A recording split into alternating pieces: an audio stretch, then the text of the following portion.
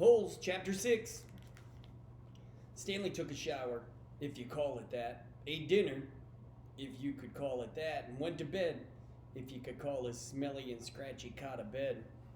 Because of the scarcity of water, meaning there wasn't much around, each camper was only allowed a 4-minute shower.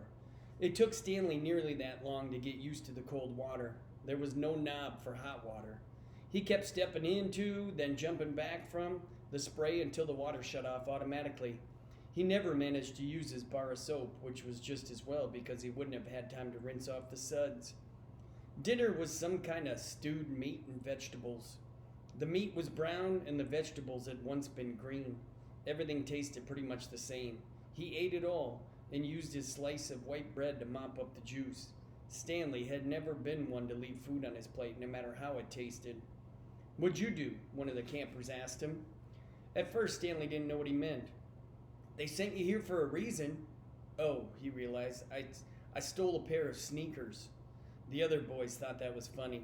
Stanley wasn't sure why. Maybe because their crimes were a lot worse than stealing shoes. "From a store, or were they on someone's feet?" asked Squid. Neither," Stanley answered. "They belonged to Clyde Livingston." Nobody believed him. "Sweet feet?" said X-Ray. "Yeah, right." "No way," said Squid. Now, as Stanley lay in his cot, he thought it was kind of funny in a way. Nobody had believed him when he said that he was innocent. Now, when he said he stole them, nobody believed him either. Clyde Sweet Feet Livingston was a famous baseball player. He'd led the American League in stolen bases over the last 3 years. He was also the only player in history to ever hit 4 triples in one game.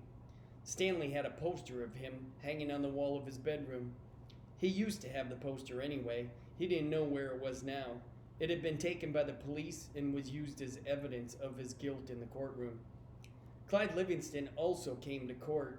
In spite of everything, when Stanley found out that Sweet Feet was going to be there, he was actually excited about the prospect of meeting his hero. Clyde Livingston testified that they were his sneakers and that he had donated them to help raise money for a homeless shelter. He said he couldn't imagine what kind of horrible person would steal from homeless children. That was the worst part for Stanley. His hero thought that he was a no-good, dirty, rotten thief. As Stanley turned over in his cot, he was afraid it was going to collapse, like fall down under all his weight. He barely fit in it.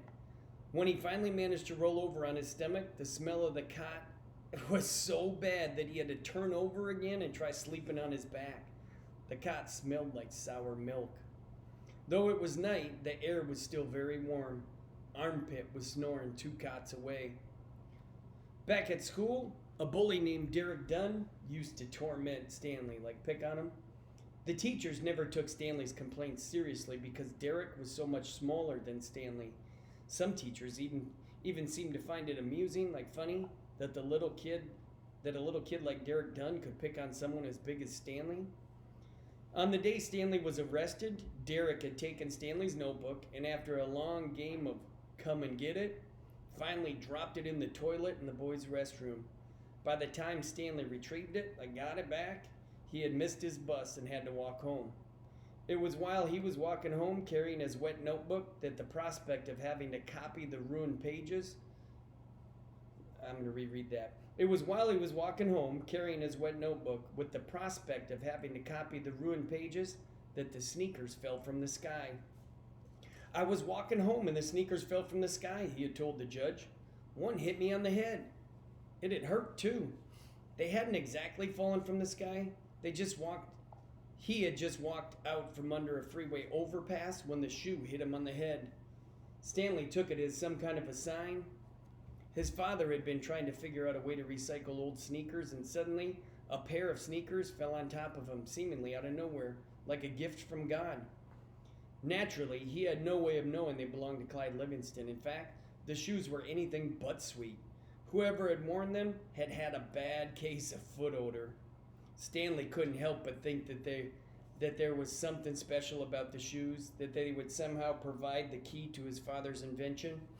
It was too much of a coincidence to be a mere accident. Stanley had felt like he was holding destiny's shoes. He ran. Thinking back now, he wasn't sure why he ran. Maybe he was in a hurry to bring the shoes to his father, or maybe he was just trying to run from his miserable, humiliating day at school, a patrol car pulled alongside him. A policeman asked him why he was running. Then he took the shoes and made a call on his radio. Shortly thereafter, Stanley was arrested. It turns out the sneakers had been stolen from a display at a homeless shelter. That evening, rich people were going to come to the shelter and pay $100 to eat the food that the poor people ate every day for free.